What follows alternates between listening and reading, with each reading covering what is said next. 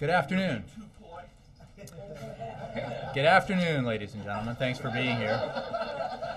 I would note that it's been a while since we've had a briefing here. Some folks who comment on this seem not to know that when the president travels, I or Josh travel with him, and we brief on the road, and we have been briefing regularly on Air Force One and elsewhere.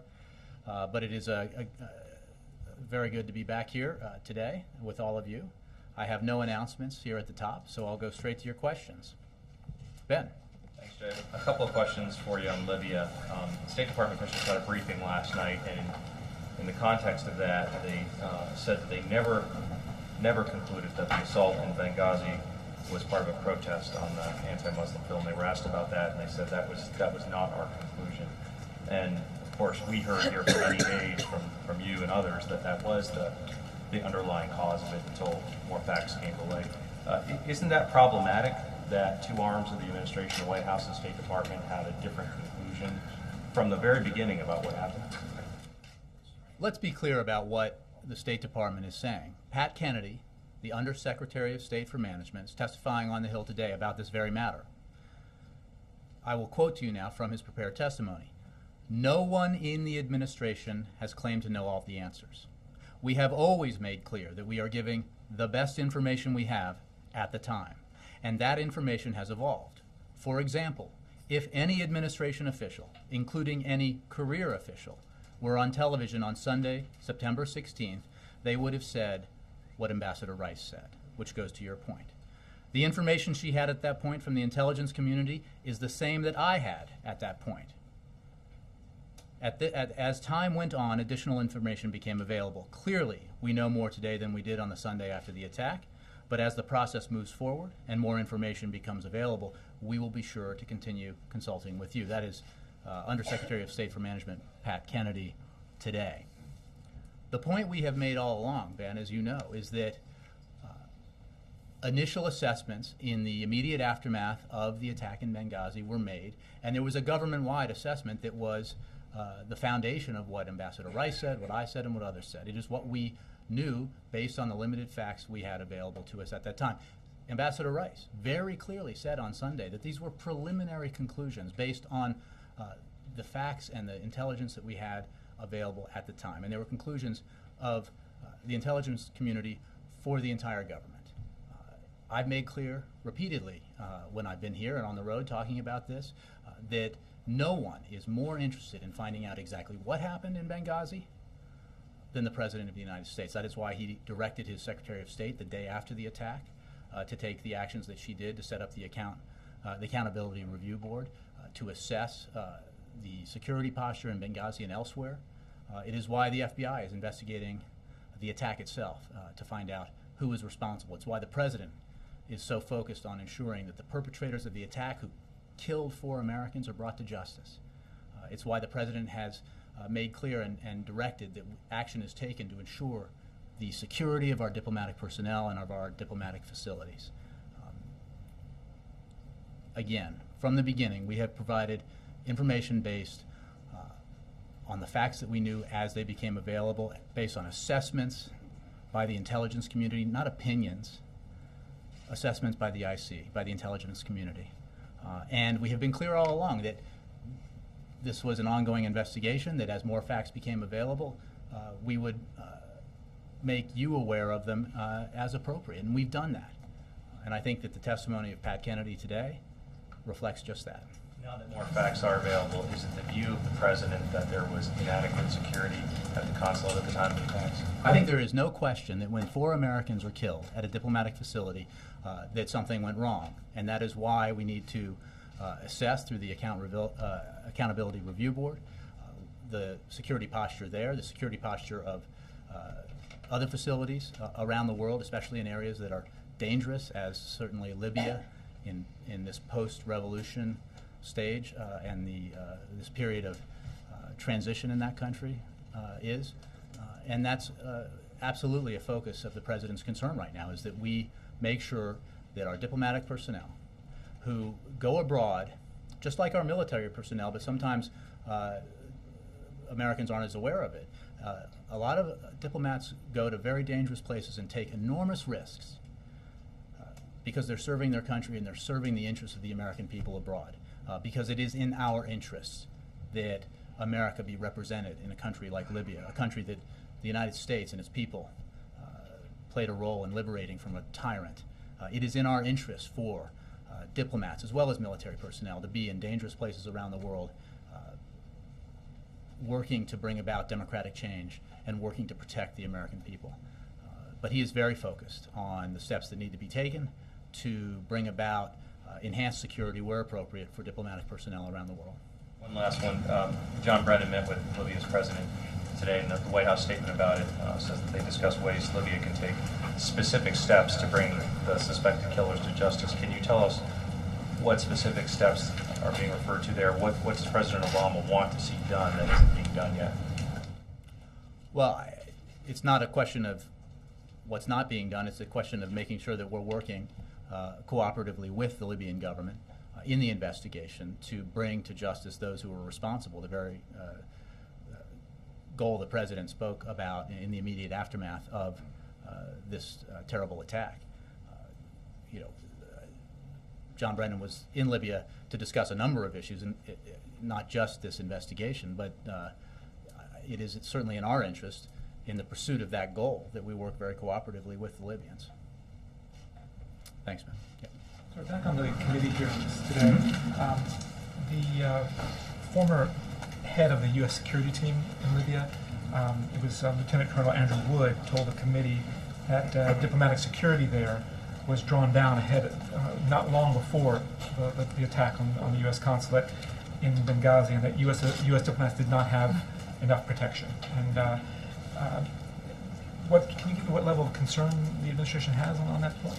Well, let me say, as I just said, that we lost 4 Americans. We lost a U.S. ambassador and 3 other Americans in the attack in Benghazi, and there's no question that the security was not enough to prevent that tragedy from happening.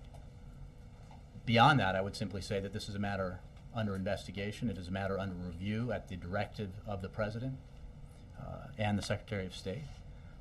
And the President is absolutely committed to following the facts wherever they may lead, and to making sure that we take steps to ensure that our diplomatic personnel around the world, in Libya and elsewhere, are adequately protected and that our facilities are secured.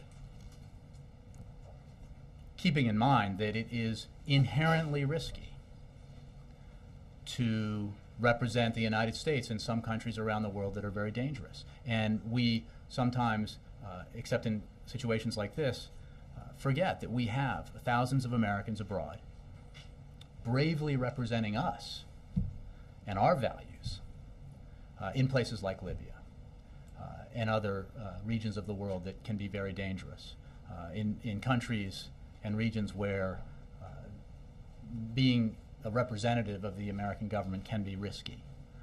But it is the President's commitment and the Secretary of State's commitment that we take the necessary steps to provide the security that is needed in these specific areas. Are you ready to acknowledge at this point that there were some mistakes made in the security? I think I have said that there is no question that when 4 American personnel are killed in an attack on a diplomatic facility, that the security there was not adequate to prevent that from happening.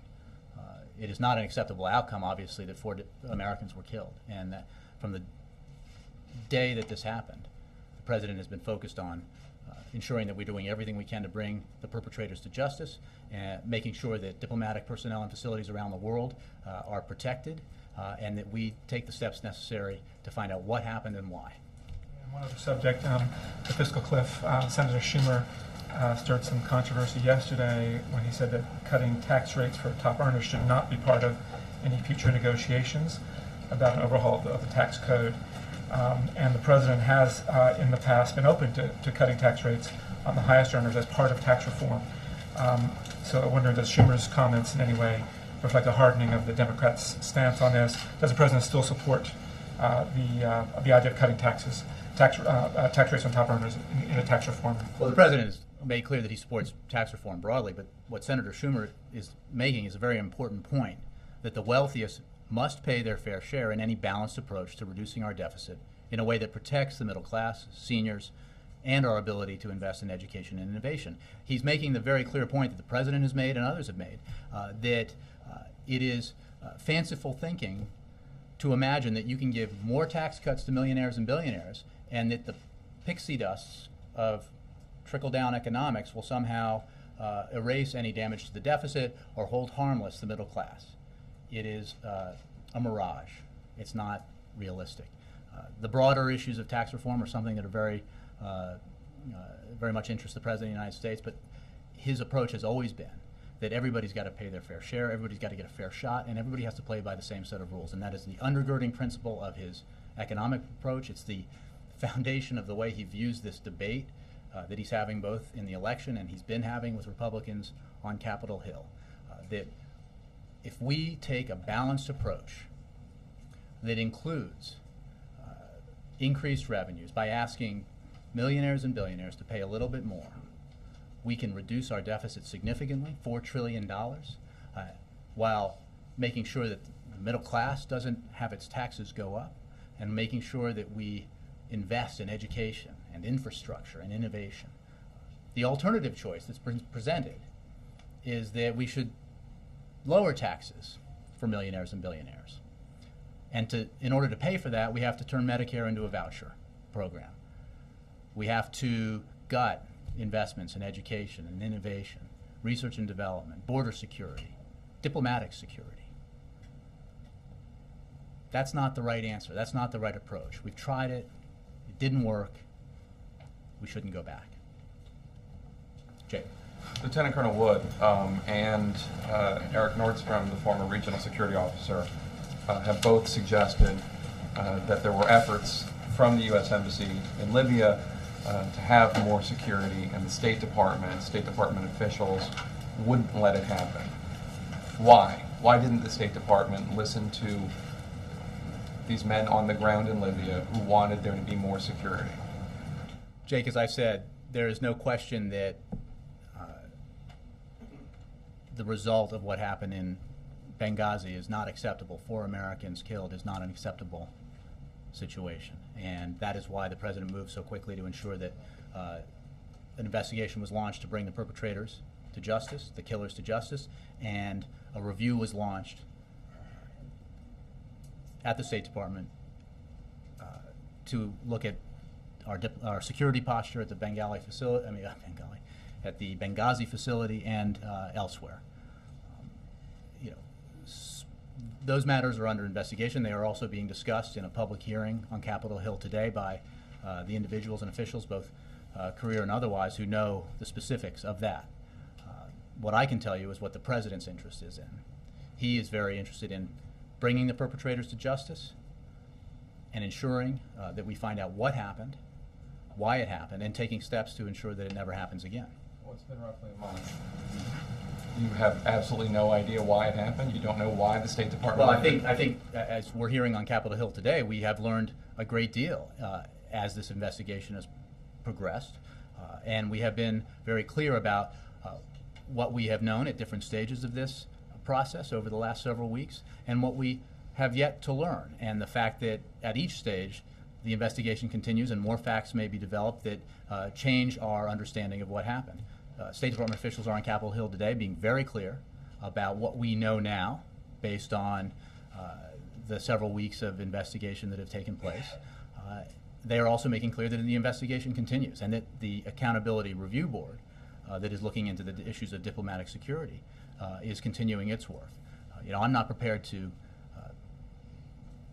preview the results of an investigation or review that are not yet complete, or to second guess what the experts in the field are going to conclude.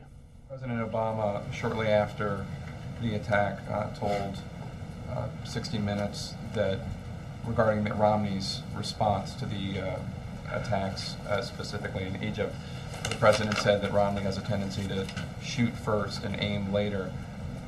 Given the fact that so much was made out of the video that apparently had absolutely nothing to do with the attack on Benghazi, that there wasn't even a protest outside the Benghazi post, didn't President Obama shoot first and aim later? First of all, Jake, I think your assessment about what we know now is not complete. but I would simply say that Because I'm just going by what the State Department said yesterday. there is no question that in the region, including in Cairo, there were demonstrations reacting to the release of that video. And I will leave it to those who are testifying on the Hill to talk about as they are. I said yesterday there was no protest. That's not what you said, though. There I'm talking about in Benghazi. right. I'm I'm not not disputing that there was a protest, but what we said at the time is our intelligence community assessed that the attack began spontaneously following protests earlier that day at our embassy in Cairo. Okay? Again, this is a moving picture. And people who, on the night of an attack or the day after, claim they know all the facts without making clear that what we know is based on preliminary information aren't being straight. And they're, in some cases, trying to politicize a situation that should not be politicized. I think that's what the president was getting at. And I think many other people felt the same way. This president's focus has been from day one on going after those who killed 4 Americans, on protecting the thousands of diplomatic personnel we have around the world and those facilities that they work in, and on making sure that a thorough investigation is conducted to find out what happened and that looks into our security posture both in Benghazi and elsewhere. I'd have to go back and read the transcript, but I remember both President Obama and Secretary Clinton talking about the video and the remarks in the ceremony when Ambassador Stevens' remains were returned to this country. Maybe I'm remembering that wrong, but it seems to me there was a lot of talk about the video in relation to the tragedy that unfolded. I don't have anything new for you about what the assessments are of how the attack came about, what the role of protests and demonstrations in other parts of the region were. I will point you to those who are testifying on Capitol Hill about this very matter as we speak. Can I just ask one last question? And that is, Democrats have talked about budgets being cut for embassy security. And I'm wondering if that's something that the White House believes was a problem as well, that there had something to do with money being withheld by House Republicans or whomever. Well, look, this is the issue of the security specifically in Benghazi, more broadly in Libya, and more broadly than that in the region and around the world is under review by the Accountability Review Board. And those assessments should be made by those who are investigating it. What is simply a matter of fact is that this president has fought for and put forward funding that he believes is necessary for our diplomatic personnel and diplomatic security around the world, and others have sought to reduce that funding over these past several years because of an approach to our budget priorities that prioritizes tax cuts for millionaires and billionaires. That's just a fact. I am not making an assessment based on this incident. There's no question that what happened in Benghazi was a tragedy, and it was that there was not security enough to protect those 4 Americans. Yeah. Thank you. When did the White House learn that there was no protest in Benghazi? Dan, we've been very forthright all along on the information that we've had based on not opinion, not what folks have said or want to say on television, but on the assessments by those who make these assessments for the United States government. And we have discussed all along the fact that our assessments are preliminary and that they will change based on new information that's become available through the investigations that are underway. I know for several weeks now we've talked about the fact that more information has become available. I've been very candid about that from here and very clear about what we knew at the time, what the assessments from the intelligence community were at the time, and what they've been over time. DNI put out a statement making clear that initial assessments were revised and clarified as more information was gathered. We're focused on the facts as we get them. We're not focused on opinions about what happened, and we're certainly not focused on efforts to politicize this matter. Right. But I'm still trying to understand when you learned that there was no protest. I mean, we're just learning I think this you now. saw the head of the NCTC testify about what we knew at that time, which was after both I and Ambassador Rice and others spoke about what we knew prior to that. And it was Mr. Olson's assessment in his testimony, which was the same assessment that we all have and we all receive and we all work from, that new information had led us to believe that it was, at that time, an assessment based on that information. There had not been a protest, but that there were, that elements had been involved in the attack, extremist elements, and that it was a terrorist attack. I would point out, however, that the President himself said the day or after, or 2 days after, that referred to it as an act of terror. Since there were so many unknowns at the very beginning, why even then speculate that it could have been caused by this film? Why not just say, we're waiting for all the facts to come in? Again, based on what we knew at the time, based on the assessments, not our opinion, not mine or anybody in this building's sole opinion, but the assessments made by the intelligence community, as the DNI has made clear, as is being made clear today on Capitol Hill, we provided the information that we had and made clear that it was preliminary, that there were active investigations, and that in situations especially like this, that new facts come to light that often change what we know about an event. And we were very transparent about that, and we're being very transparent about it today, both here and up on Capitol Hill. Does the President still have faith in his intelligence community? Absolutely. Our intelligence professionals work extremely hard every day, assessing an extraordinary amount of information in an effort solely geared towards protecting the American people and American interests. Yeah. Yeah, Jay, can I ask about Syria? There is now a U.S. military force that is on the border, on the Jordanian side of the Syrian border. Secretary Panetta described it today as aiding the Jordanians, but having American troops that close to what's going on in Syria, is that not an escalation of our involvement there? Well, we have always said that contingency planning is the responsible thing to do, and we have been working closely for some time with our international partners, including Jordan, on a variety of issues related to Syria. Jordan has been taking a leading role in providing humanitarian assistance, as you know, to Syrian refugees fleeing Assad's brutality, and we coordinate closely on that issue with the Jordanians. And as we have seen with the Syrian regime's violations last week of Turkish sovereignty, our partners in the region are greatly affected by Assad's brutal campaign, so we will continue to coordinate closely with our partners moving forward, as we have in the past. These are U.S. boots on the ground, right next to the war zone. Is this an escalation, or does it No, foreshadow it's not an escalation. It's us working with a partner as part of our contingency planning to deal with the impacts of Assad's brutality. And I would point you to Secretary Panetta's comments. Last question there. As you know, many of the administration's critics would like to see a more active role. They would specifically like to see arming of the rebels. Are these troops any step toward that? Our position on providing military or lethal assistance has not changed. It is our position that that what's needed in Syria is not more weapons. What's needed is a political transition. You note critics who seem to support taking some sort of harder, more militaristic line, but they won't come forward and actually draw any real distinctions from what they're proposing compared to what the President is doing. If someone in Congress or elsewhere wants to suggest that the United States should engage militarily directly in Syria, they should say so. The President's position is that we need to continue to provide humanitarian assistance to the Syrian people.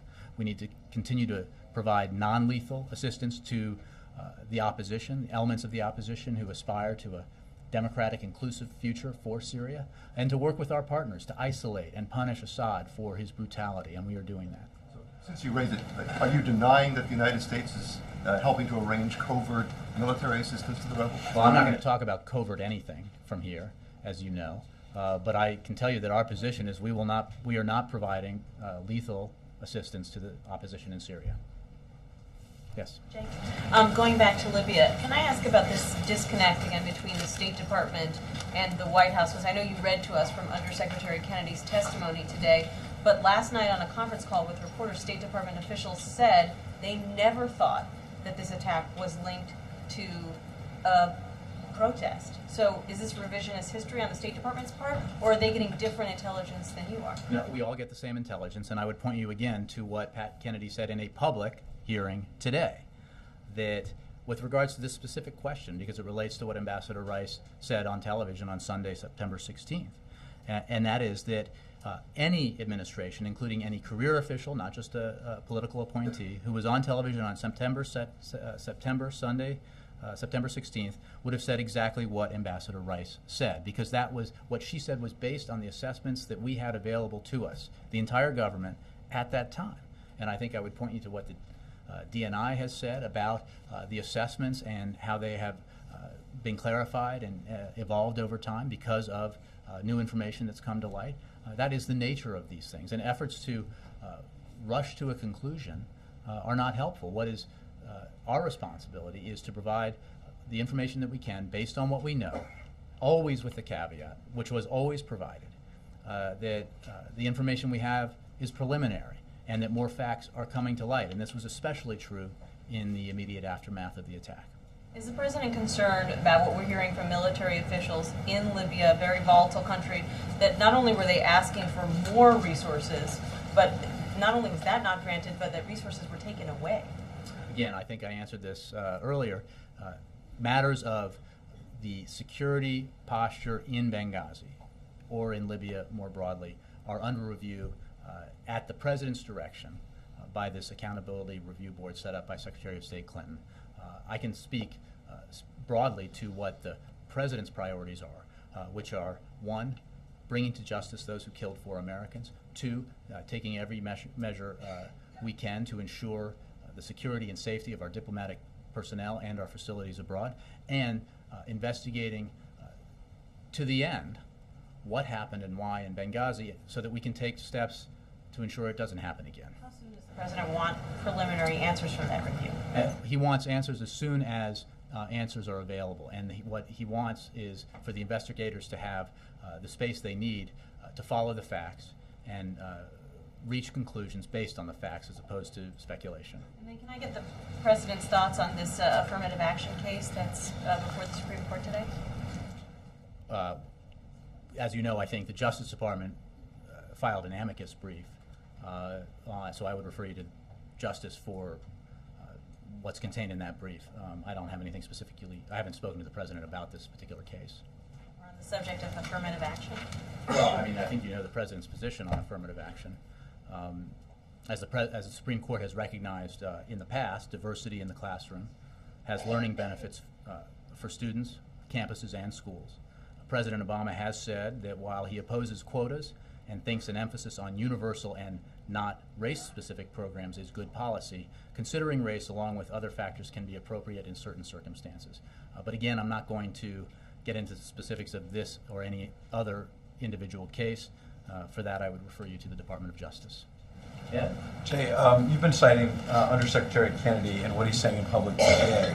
Congressional sources have said that on September 12th, the day after the attacks, Undersecretary Kennedy did a conference call with congressional staffers and others day after the attacks and said then this was not a protest, this was not a spontaneous reaction to the anti-Muslim video, that this was a coordinated attack. And so my question is, that was 4 days before Ambassador Rice went out on television, 5 shows, and said that we believe that it is reaction.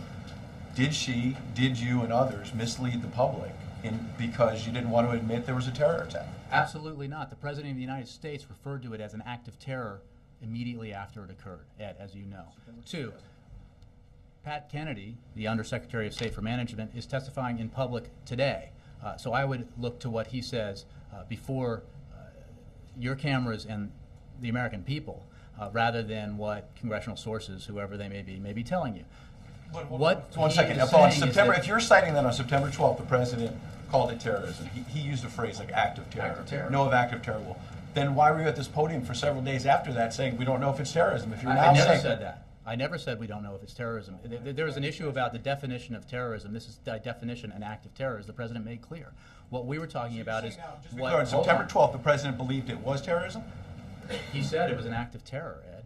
It was clearly, definitionally, if you look at the definition of terrorism, an assault with arms on diplomatic. Several days after that, is it terrorism? He kept saying, we don't know. How And can I you first of all revise would that? check the transcript. The issue was what led to the attack, and that has been an issue that we have provided assessments of based on the information that we have gleaned through the intelligence community, preliminary information, and we have made clear all along, as Ambassador Rice has made clear, the parts of these clips, what I'm sure don't always appear on some air, where she makes clear on Sunday, September 16th, that these were preliminary assessments based on preliminary Several days after information. the president said it was terror. You're making a distinction between an act of terror and what led to the attack. An assault with violence and force and weapons against a diplomatic facility is by definition an act of terror. So let me ask you then, since it's been noted that tomorrow will be the 1-month anniversary of this terror attack, why hasn't the president given a speech or a news conference laying out to the American people sort of the aftermath of what was a terror attack, 4 Americans killed? Instead, the Republicans have been hitting him for talking about Big Bird several days out on the campaign trail.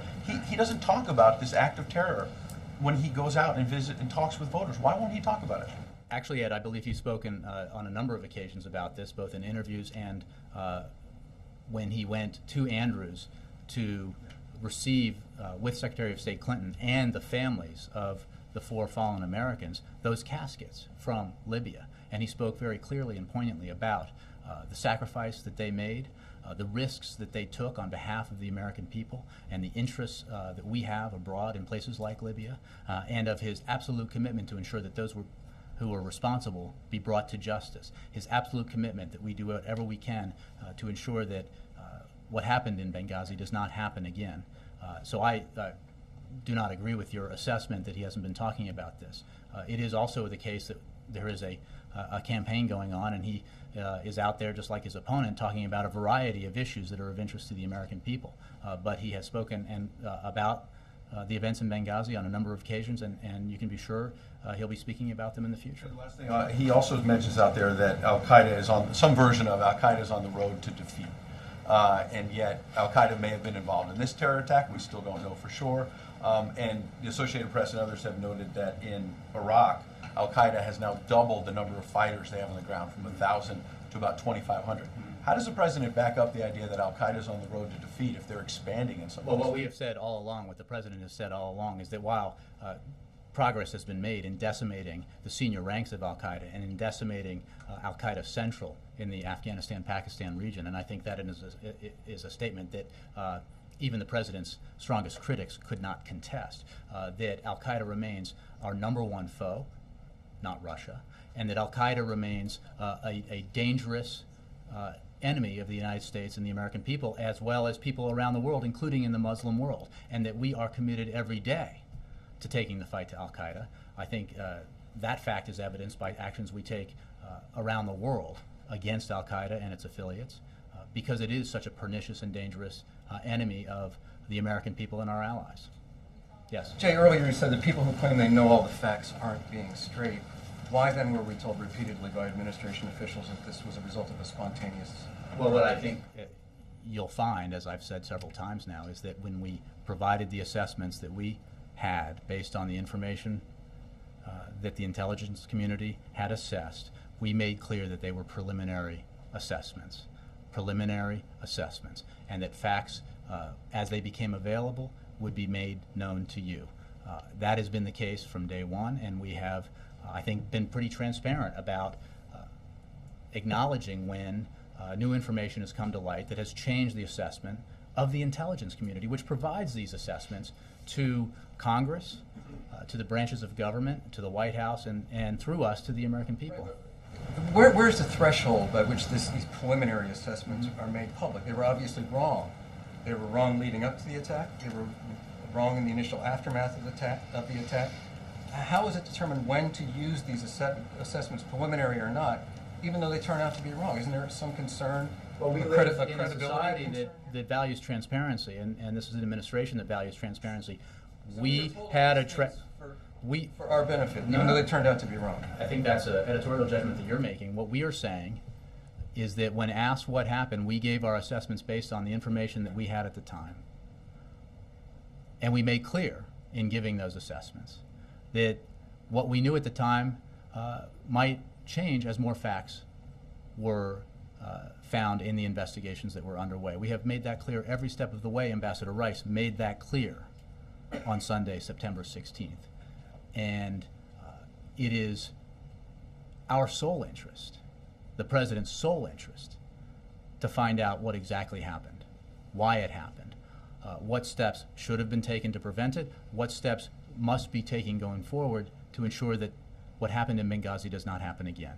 That's his focus. Others are focused on other things. His focus is on the safety and security of diplomatic personnel who are bravely serving this country overseas, finding those who killed 4 Americans and bringing them to justice, and taking steps to make sure that it doesn't happen again. One other question on a different subject, and that is Turkey. 6th straight day of cross-border hostilities, firing artillery between Syria and Turkey. Clearly, the civil war, to some extent, is spilling over into Turkey. Turkey is a member of NATO. Has there been a concern expressed by Turkey to NATO, as far as you know, about activating any part of the treaty? And basically, what generally do you have to say about it? Well, I have no information about communications between Turkey and NATO. I would refer you to Turkey and NATO. We stand with our Turkish ally and are continuing to consult closely on the path forward. The onus is on the Syrian regime to stop their provocative actions along the border and to respect Turkey's sovereignty. Bashar Assad has lost all legitimacy, long lost all legitimacy to lead the Syrian people, and his regime is struggling to retain control of Syria. The government has lost control of large areas of the country, including cities where there is no fighting at all, where there was no fighting at all several months ago. Defections are continuing and the economy is under unprecedented pressure. We have made clear, as the North Atlantic Council has made clear, that the assault on Turkish sovereignty by the Syrian military is unacceptable. We stand by our Turkish allies. Yeah. Jay, the IRS commissioner announced that he is stepping down November 9th, and I know that this is happening quickly, but is that the sort of position, considering the looming fiscal crisis, that the president would try and fill that position quickly? I have no personnel announcements to make today. None today. Yes. First identify yes, Tim Homan from Bloomberg News. Very nice to see you, Tim. Thank you.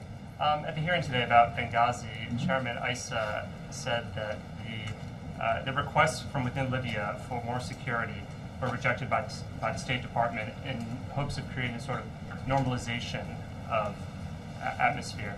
Was the White House in any way involved with the discussions or with the determination to create that sense of normalization? I'm not going to get into specifics that are under review by the Accountability Review Board. I would point you to testimony being delivered by officials who are very close to the facts about our diplomatic security posture as we speak on Capitol Hill in the very hearing that you reference. The President's position has always been that we need to ensure the safety and security of our diplomatic facilities and our brave diplomatic personnel. It is unquestionable that our civilian personnel overseas in dangerous places take risks on behalf of you and me every day. Chris Stevens and the other 3 Americans are heroes. Chris Stevens, as you know, went into Benghazi when there was still a civil war going on, when Gaddafi was still waging war against his own people. His heroism and bravery must be noted. It is part of the risk that comes with these kinds of postings, and it is part of what makes this country great, that there are individuals out there who are willing to do those jobs because they believe that America needs to engage in the world, that our values are still a beacon for the world. As for the specifics about the security posture at Benghazi and elsewhere, I would have to point you to comments by State Department officials as well as the Accountability Review Board. Let me move around here. Yes, Ken. Jay, what was the president's reaction to the shooting of the 14-year-old girl in Pakistan, and has the administration or anybody from the U.S. government been in touch with her family? I know that the president found the news reprehensible and disgusting and tragic. We strongly condemn the shooting of Malala Yousafzai, if I pronounced that correctly. Directing violence at children is barbaric, it's cowardly, and our hearts go out to her and the others who were wounded as well as their families. The United States has offered any necessary assistance to Malala. As part of this offer, the U.S. military has agreed to provide air ambulance and medical treatment at a facility suitable for her condition if it becomes necessary. On that too. April. Jay, I want to try to change to something else. Going back to debates. This morning we heard President Obama on the Tom Jordan Morning Show, and he said of his debate performance last week, he was too polite and there will be more activity at this debate. What does he mean by activity? I can tell you the President looks forward to the opportunity, as he does on every occasion, to go before the American people and present his ideas for how to continue to move the country forward. He believes that we need to continue to invest in education, in innovation, in research and development, in our roads and bridges and schools. He believes that we have to make sure the middle class is not in a situation where its taxes are going up, where average Americans see their tax burden go up, so that we have to pay for a tax cut for millionaires and billionaires. He thinks that's the wrong policy. And I'm sure you can expect that he will, as he has been all along, talk about that distinction between his vision for moving forward and what he believes is a vision to move back to the very policies that we tried and did not work. I mean, we've heard about how huge tax, I covered it. We heard about these massive tax cuts that disproportionately benefit the wealthy are going to move our economy forward and help everybody. Well, we were all here from 2001 to 2008, and we know what happened when those policies were implemented. A record surplus was turned into a record deficit. The middle class saw its income stagnate or decline. We put 2 wars on a credit card.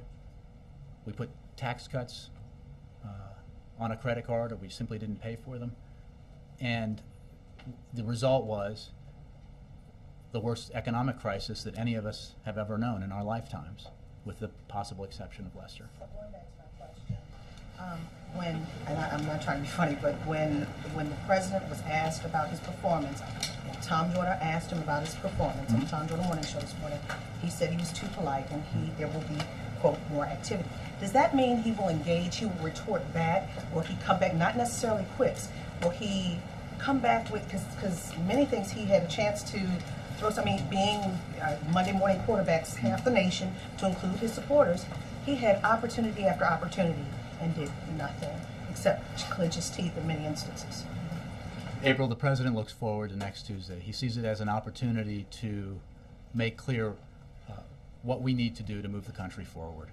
You know, these are chances for the American people to see a very clear contrast between an agenda and a vision that moves the country forward, and one that embraces policies that aren't theoretical but are empirical. We know what happens when we go down that road. We saw it. We all lived it. The president looks forward to making that case, making clear the difference, making clear the choice. And look, I think he believes that facts matter. He believes that the American people want to hear from their leaders what it is they would do if they were given the opportunity to serve in this office, in the Oval Office. He has been consistent from the day he started running for the presidency up to this moment about what his vision is, who he's fighting for, what his policies are, their specifics, and he will continue to be that way. And last question on this. Prior to the debate, Ben LeBolt said that they cut back on the president's debate prep because he had to be presidential. He's the president. He had things to do. I remember doing one debate, or when he was in a conversation with John McCain, he said he could walk and chew gum at the same time. So will he this time, is he stepping up his debate prep again? Is he putting more into it? Is he doing that today? I'm not going to get into the president's campaign schedule, his debate prep. I can simply tell you that I know that he looks forward to the opportunity, that he believes the stakes are tremendously high, because it's really about it's not about him, it's not about his opponent, it's not about one party or the other, it's about what would you do? What will you do when you get into office? Will you ensure that middle-class Americans don't have their taxes go up? Will you push a plan that turns Medicare into a voucher? Will you roll back regulations on Wall Street? Regulations that were put in place to prevent the financial crisis that we had, to prevent the kind of financial crisis that sent us into the worst recession in our lifetimes. Those are issues that matter, and he looks very much forward to discussing them on Tuesday, all the way in the back. Several surveys of small business owners have been conducted over the past few weeks by different groups and have found that a vast majority of small businesses say they aren't hiring new workers because of burdensome federal regulations. I wonder what feedback the president has received recently from small business owners, and if he has any concern that any of his federal regulations are stifling economic growth among small businesses. This president's committed to helping small business, as evidenced by the fact that he has signed into law, proposed and signed into law, 18 small business tax cuts. He understands clearly that small businesses are the engine of economic growth in this country. And he firmly believes that we need to be fighting for those businesses rather than giving tax breaks, for example, to companies for moving jobs overseas, rather than subsidizing oil and gas companies to the tune of $4 billion a year when those very same companies are making record profits. It's a debate he's looking forward to have on this issue and many others, and it's a debate that's been continuing for weeks and months. The president's out there making the case that his policies are designed to fight for middle-class Americans, and that includes small business owners, the vast majority of whom are not affected by the policy prescriptions. When you hear the critics say that we need to give tax cuts to millionaires and billionaires because those tax cuts, in addition to helping Warren Buffett and other billionaires, will help small businesses. What they don't tell you is that their definition of small business includes hedge fund managers. Go to most main streets in America and ask them if a billionaire hedge fund manager qualifies in their eyes as a small business. I think the answer would be, well, not so much. So the president's been very clear about who he's fighting for and the choices we have to make and the priorities that are reflected in his budget proposals, and he'll continue to be so. Thank you, Jay. Mark, last one. Jay, when the president says he was too polite in the debate, does that mean that at the next one it'll be no more Mr. Nice Guy? He's going to be impolite. He's going to be blunt. He's going to come out with his, with his arms swinging. The president looks from the too polite statement. We know he's looking forward. We're all looking forward. But what does it mean? The president will make a case for the kind of America where we grow the economy from the middle out, for the kind of America where consumers are protected from insurance companies who want to deny them benefits right at the moment when they need them, or credit card companies that fill their applications forms with all sorts of unintelligible detail that ends up creating hardship for the very consumers that they bring in. That's why he put in place the Consumer Financial Protection Board. That's why he put in place health care reform. It's why he has called on Congress to pass middle-class tax cuts that go to 98% of the American people. But Republicans have said no because they want taxes to go up on 98% of the American people unless millionaires and billionaires get tax cuts too. That's just bad policy. And it doesn't reflect the values that this president believes are so much a part of the debate that we're having today. So I think you'll hear the president make a very strong case on Tuesday and going forward. Thanks, guys.